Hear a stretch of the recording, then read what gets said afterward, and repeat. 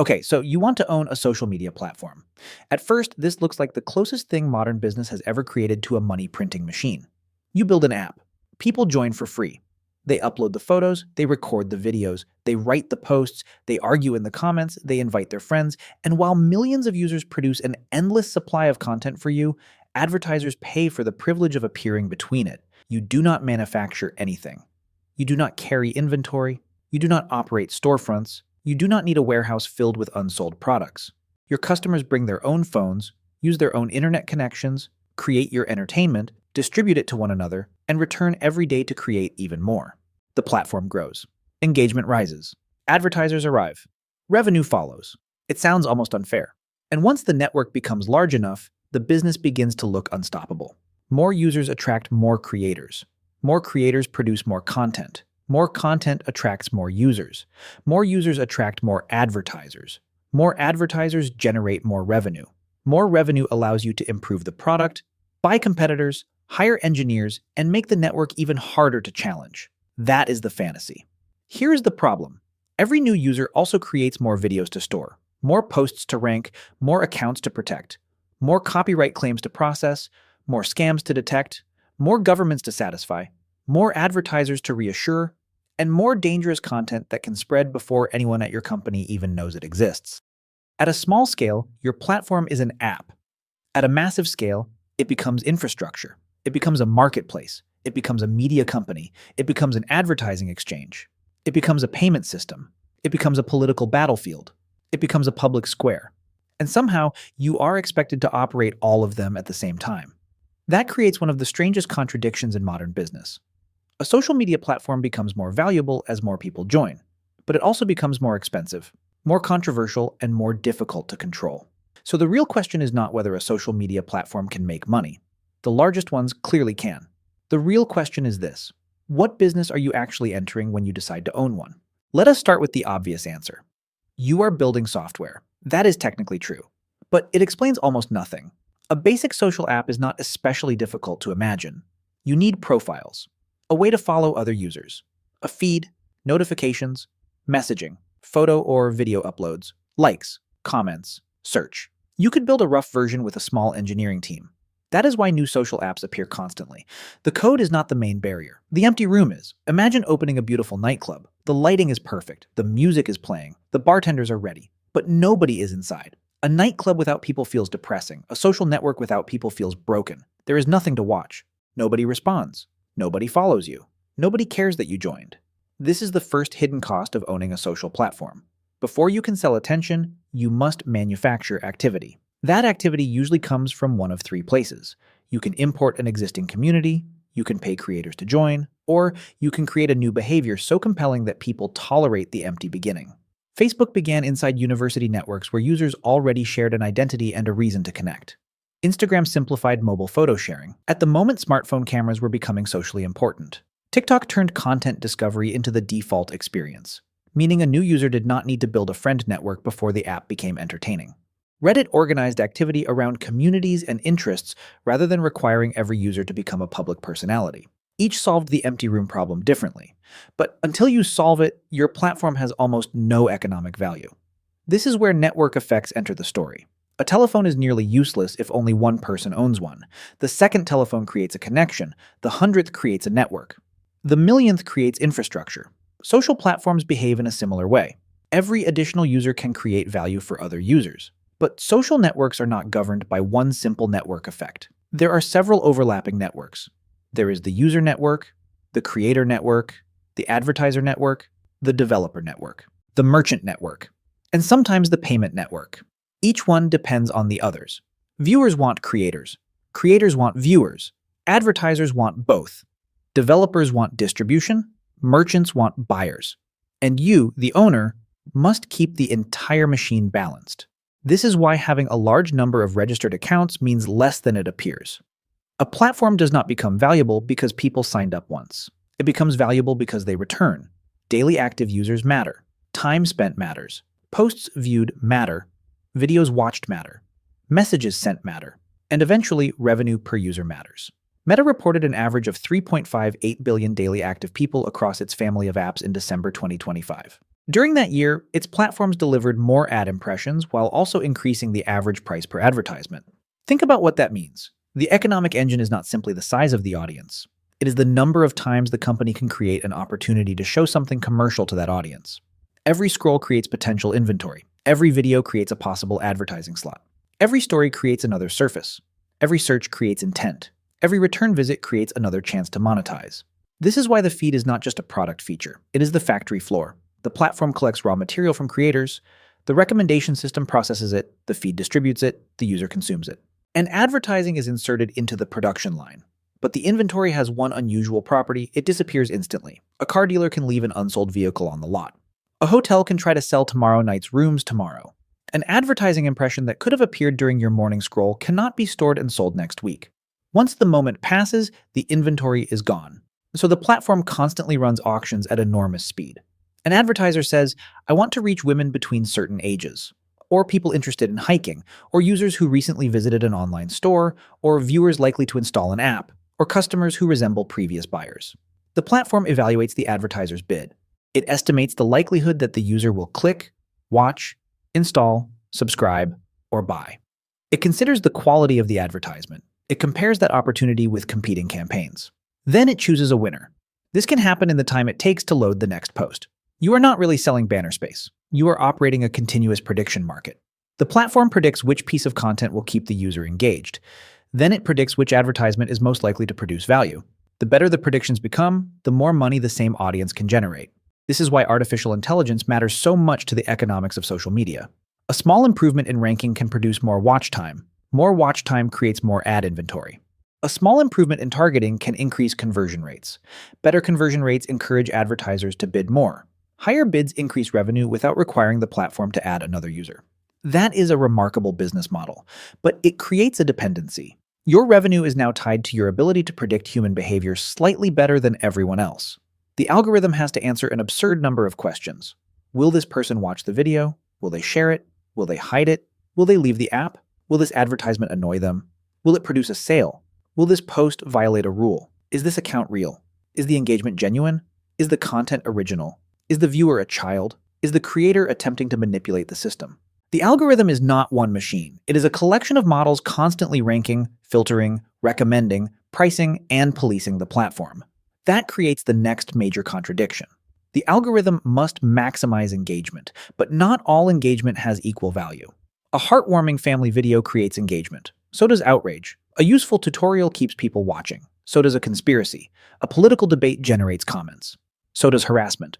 If the system optimizes only for immediate attention, it can gradually fill the platform with material that damages long-term trust. This is the difference between extracting attention and sustaining it. A platform can increase short-term engagement while making users enjoy the experience less. It can show more advertisements while reducing the chance that users return tomorrow. It can recommend increasingly extreme content while convincing brands that the environment is unsafe. It can grow the feed while weakening the network. This is why the owner is not simply trying to maximize usage. The owner is trying to optimize several competing goals: user growth, retention, creator satisfaction, advertising revenue, safety, trust, regulatory compliance, and cultural relevance.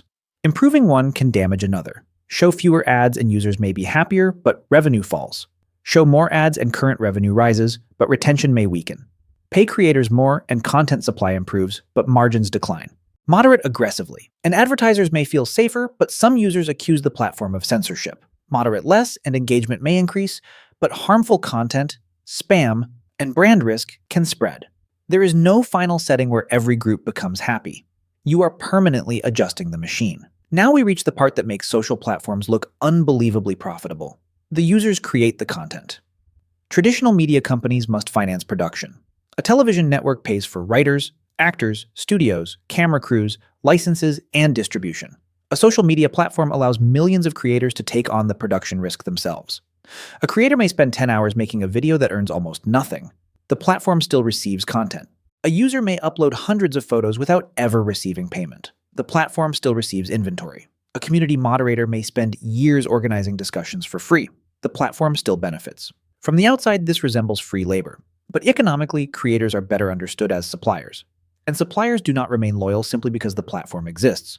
They go where they can earn money, reach audiences, build status, or express themselves with the least friction. If a competing platform offers better distribution, creators experiment there. If monetization falls, they complain. If the algorithm changes, entire businesses can collapse. If creators leave, users eventually notice. This means the platform must build a creator economy around the advertising economy. Revenue sharing, subscriptions, tips, brand partnerships, virtual gifts, affiliate sales, shopping tools, creator funds, ticketing, premium content. The platform is no longer just selling advertisements around content. It is financing an ecosystem that persuades suppliers to keep producing. YouTube demonstrates how large this system can become. Alphabet said YouTube generated more than $60 billion in annual revenue from advertising and subscriptions in 2025. It also reported that YouTube Shorts averaged more than 200 billion daily views. That sounds like unlimited scale. But video is expensive. A text post may require very little storage. A short vertical video must be uploaded, processed into several formats, analyzed, stored, recommended, transmitted through content delivery networks, and streamed repeatedly to viewers around the world. Long-form video is even heavier. Higher resolutions increase bandwidth. Live streams require low latency. Music creates licensing issues. Popular creators may demand revenue sharing. And viewers expect everything to load immediately. Alphabet identifies technical infrastructure depreciation, network capacity, energy, content review, product support, and YouTube content acquisition as meaningful costs inside its services. The user sees a free video. The owner sees storage, compute, bandwidth, licensing, moderation, and revenue sharing. This is why the users create the content is only half the truth. Users create the raw material. The platform still has to refine, distribute, secure, monetize, and regulate it. At small scale, you can rent cloud infrastructure. That avoids buying servers before the product has proven itself. But as usage grows, infrastructure becomes one of the defining economic decisions. Do you continue renting? Do you negotiate long-term cloud commitments? Do you build your own data centers? Do you design specialized chips? Do you operate a global content delivery network? Do you replicate data across regions? Do you keep videos near users to reduce latency? Do you build backup systems capable of surviving failures? Every improvement in speed may increase engagement. Every delay may cause users to leave. A fraction of a second becomes an economic variable. And then AI makes the infrastructure problem larger. Recommendation systems need training. Moderation models need training. Advertising models need training. Generative tools need training. Search needs inference. Every feed refresh may require the system to evaluate large numbers of possible posts. Every uploaded video may require models to inspect the visuals, audio, captions, metadata, and account behavior. The platform becomes an AI company whether it planned to or not. And the largest technology companies are now spending extraordinary amounts on infrastructure. Alphabet reported $91.4 billion in capital expenditure for 2025, with most of it directed toward technical infrastructure, and projected significantly higher spending for 2026 across servers, data centers, networking, and AI capacity. Those figures support several businesses, not just YouTube, but they show the scale of infrastructure required by modern digital platforms. Meta reported almost $20 billion of capital expenditures in the first quarter of 2026 alone. This destroys the idea that a mature social platform is an asset-light app. At the beginning, perhaps it is. At scale, it becomes a capital-intensive computation system wrapped in consumer software. But infrastructure is still not the hardest problem. The hardest problem is that eventually, someone will upload nearly everything humanity is capable of producing. Vacation photos, wedding videos, comedy, education, art, political activism, fraud, stolen movies, scams, harassment, propaganda, graphic violence, sexual exploitation, dangerous challenges, extremist material, synthetic media, and billions of pieces of ordinary content that exist somewhere between clearly acceptable and clearly prohibited. The larger the platform becomes, the less content moderation looks like customer support. It becomes governance. You need rules. Then you need exceptions to the rules. Then you need rules for those exceptions. You need automated detection, human reviewers, appeals systems, specialist teams, law enforcement response procedures, child safety teams, election integrity teams, copyright systems, language experts, regional legal teams, crisis protocols, and people who can make decisions about events that may still be unfolding. A joke in one culture may be a threat in another. A symbol may have several meanings. A violent video may be criminal evidence, journalism, propaganda, or glorification depending on the context. A political statement may be legal in one country and prohibited in another. A platform may need to remove content quickly while also preserving it for investigators. And whatever decision you make, someone will believe it proves your bias. This creates an uncomfortable economic fact. Content moderation does not merely reduce harm, it protects the revenue engine. Major advertisers generally do not want their brands appearing beside terrorism, graphic violence, hate speech, or obvious fraud. If the environment becomes unpredictable, advertisers can move their budgets elsewhere. So trust and safety is partly a social responsibility. It is also brand protection. But moderation can never become perfect. At social media scale, even an extremely accurate system produces large numbers of errors. Suppose an automated moderation system is 99.9% accurate. That sounds extraordinary, but if it reviews 1 billion items, the remaining 0.1% still represents 1 million mistakes. Some harmful content stays up. Some legitimate content gets removed. Some creators lose revenue. Some users lose accounts. Some incidents become news stories. The platform is punished for both false negatives and false positives. Remove too little, and you are accused of enabling harm. Remove too much, and you are accused of suppressing speech. Now add generative AI. Spam becomes cheaper. Fake accounts become more convincing. Synthetic voices imitate real people. Deepfake videos become easier to produce. Fraud can be personalized. Low-quality content can be generated faster than humans can review it. AI lowers creation costs for legitimate creators.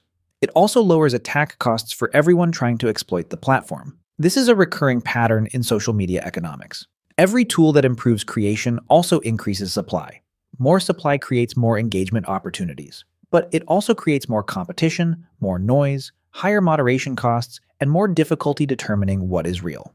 The platform benefits from abundance. Then it is forced to manage the consequences of abundance. And once the platform becomes important enough, governments arrive. This is where growth changes the nature of the company. When the platform is small, regulators may see a startup. When tens or hundreds of millions of people use it, regulators may see a systemic institution. In the European Union, platforms with at least 45 million monthly users can be designated as very large online platforms under the Digital Services Act. These services face enhanced requirements involving systemic risk assessments, independent audits, advertising transparency, recommender systems, researcher access, and protections for minors. Notice what happened. Your product crossed a user threshold. Now your operating obligations changed. Growth did not merely create more revenue. It created a new category of legal responsibility.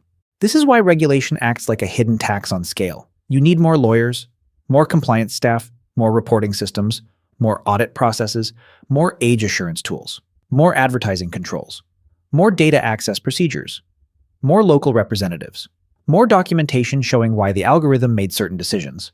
And every major region may create different rules. Privacy law affects targeting. Competition law affects acquisitions and platform behavior.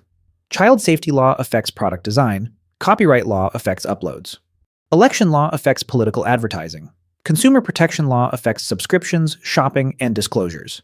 Data localization rules may affect infrastructure. The global platform begins to fragment into regional versions of itself. This matters because the advertising machine depends heavily on data. The more accurately a platform understands the user, the more effectively it can predict which advertisement will produce action. But privacy rules and operating system changes can reduce tracking. Users can reject certain forms of personalization. Browsers can restrict identifiers. Mobile platforms can require permission. Regulators can limit how sensitive data is used. Suddenly, a company that appeared to own its entire business discovers that it depends on another company's phone, operating system, app store, browser, or payment policy. This is one of the most underestimated risks in platform ownership. You may own the social network, but you do not necessarily own the device. You may depend on Apple or Google to distribute your app. You may depend on cloud providers to run it. You may depend on telecom networks to deliver it. You may depend on payment processors to monetize it. You may depend on creators whose businesses can move elsewhere. You may depend on advertisers who can pause spending instantly. The platform looks like the center of the ecosystem, but it is also trapped inside several larger ecosystems. Then there is competition. People often assume network effects make social platforms impossible to defeat. They do create powerful defenses, but attention is not owned permanently. Users can maintain accounts on several platforms simultaneously. A person can watch YouTube, scroll TikTok, message on WhatsApp, browse Reddit, post on Instagram, and read X on the same day. The switching cost may be only a tap. That makes social media competition unusual. Platforms are not always competing to replace one another completely. They are competing for minutes. The user has 20 spare minutes. Who receives them? The group chat, the short video feed, the live stream, the gaming community, the podcast, the news discussion, the streaming service? Sleep? This means your true competitors may include companies that do not appear to be social networks. Netflix competes for attention. Video games compete for attention. Messaging apps compete for attention. Music competes for attention. Even the lock screen competes for attention. Your total addressable market sounds enormous because almost every human has time. But the supply of time is fixed. No platform can create a 25th hour. So growth eventually becomes a battle to capture more of an existing day. That battle can make product design aggressive. More notifications, autoplay, infinite scrolling, streaks, recommended posts, suggested follows, email reminders, push alerts, personalized re-engagement. Each feature tries to bring the user back, but there is a line between reducing friction and creating fatigue. Push too hard and people disable notifications. Recommend too aggressively and the feed feels artificial. Increase monetization too quickly and the product feels crowded. The platform must constantly extract value without making users feel extracted from. This brings us to subscriptions. Advertising is powerful because it keeps access free, but it is cyclical. When the economy slows, marketing budgets can fall.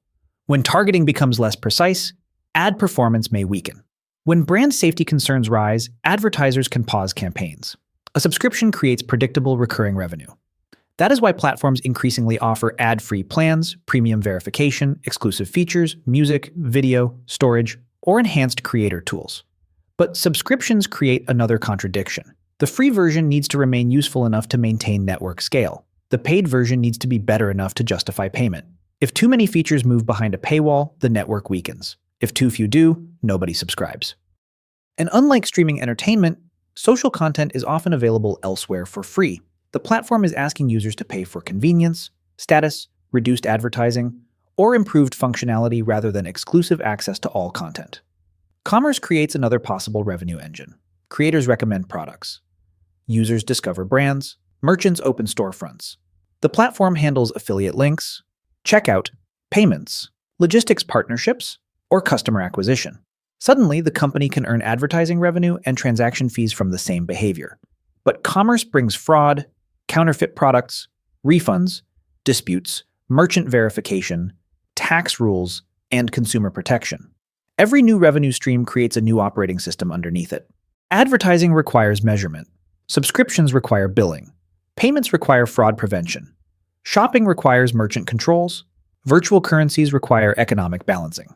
Creator monetization requires identity verification and payout infrastructure. Diversification reduces dependence on advertising. It also increases complexity. Now consider what happens when growth slows. During the expansion phase, almost every metric looks encouraging. New users join, engagement rises, advertisers increase budgets. The company hires rapidly. Infrastructure expands, investors value future scale. Then the easy users run out. Most people who might want the product already have it. The company can no longer rely on adding millions of new users in its strongest markets. So it must increase revenue per user. More ads, higher prices, better targeting, more shopping, more subscriptions, more paid tools. This is where the product may begin to feel different. The original mission may have been connection. The mature economic mission becomes monetization efficiency.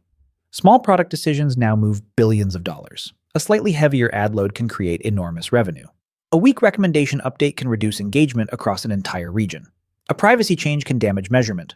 A political controversy can trigger advertiser boycotts. A server failure can interrupt communications for millions of businesses. The company may be highly profitable, but it is also extremely sensitive. Scale magnifies everything. This is why social platforms can appear both invincible and fragile. Their user networks may be difficult to recreate, their revenue can be enormous, their margins can be attractive, but their reputation, relevance, and advertiser confidence can change faster than physical infrastructure businesses normally experience. A railroad does not become culturally irrelevant in 3 months. A social app can. A factory does not lose its entire customer base because teenagers decide it feels old. A platform can. The physical world depreciates slowly. Cultural attention can depreciate almost overnight. That is the hidden asset on the balance sheet. Relevance. You cannot purchase it once and own it permanently. You must renew it every day. Every feed refresh is another test. Every new generation decides whether the platform still belongs to them. Every creator decides whether your distribution remains worth the effort. Every advertiser decides whether your audience remains valuable. Every government decides whether your system remains acceptable.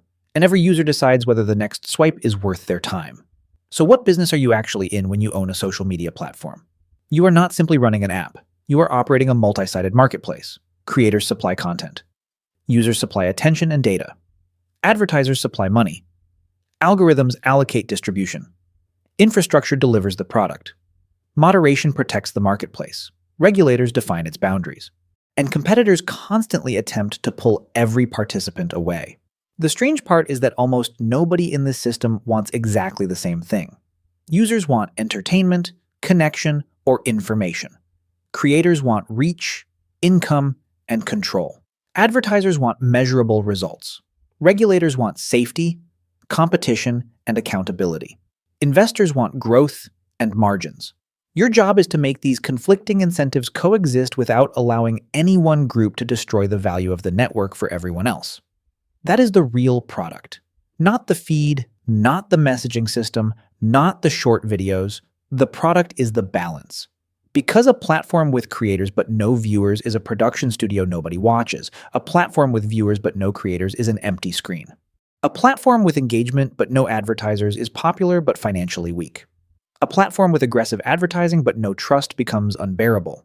A platform with perfect safety but no freedom or spontaneity may become sterile, and a platform with unlimited expression but no control may become unusable. Owning a social media platform looks attractive because billions of people may create the product for you. But once they do, you become responsible for organizing everything they create. You have to decide what receives attention, what disappears, what earns money, what becomes popular, what counts as manipulation, what counts as harm, and increasingly, what version of reality billions of people encounter when they open their phones. That is why the largest social media businesses can generate extraordinary revenue. They sit between culture and commerce.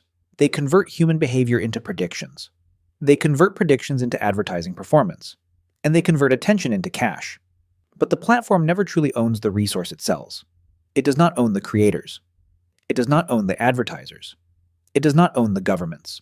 And most importantly, it does not own the user's time. It borrows that time, one scroll at a time, one notification at a time, one video at a time. The moment users stop returning, the inventory disappears. The data becomes stale. The creators lose distribution. The advertisers lose interest. And the network effect that once accelerated growth can begin working in reverse. Fewer users create fewer interactions. Fewer interactions reduce creator opportunity. Creators publish less. Content becomes weaker. Users return less often. Advertisers reduce spending. The flywheel becomes a downward spiral. So the economics of owning a social media platform are not built on owning content. They are built on maintaining a system people voluntarily return to, even though almost every other company in the digital economy is trying to take them somewhere else. And that is the final contradiction. The world's largest social platforms can influence elections, launch careers, move markets, reshape culture, and generate tens of billions of dollars. They may look like some of the most powerful institutions ever created, yet the entire empire still depends on an action so small that it barely feels economic. A person opens an app and decides not to close it.